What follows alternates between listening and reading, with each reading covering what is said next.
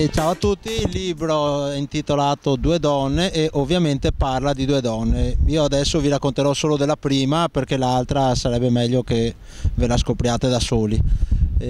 Sono due donne, la prima ha 28 anni, la seconda ha 100. Un'amicizia strana, due storie diverse, lontanissime, una molto povera, una tutt'altro che povera, e una circostanza strana le fa unire e poi scopriranno che le loro differenze in realtà non ci sono. Sono due donne, semplicemente due donne con le loro ansie, le loro paure, le loro insicurezze, e ognuna sta percorrendo una strada, una rinasce e una, quella di 100, ovviamente sta per morire.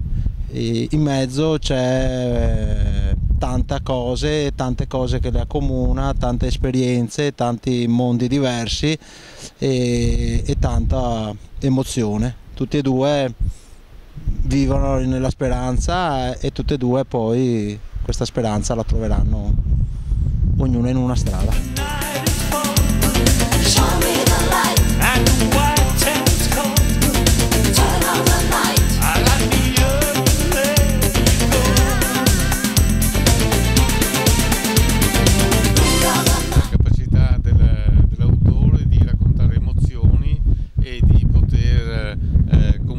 Al lettore è proprio un piacere della scoperta delle proprie anche nascoste sensazioni, uno che il libro in questo modo fa esternare anche magari sensazioni che noi nascondavamo dentro di noi, e quindi questo impatto interessante credo che sia il valore vero del libro.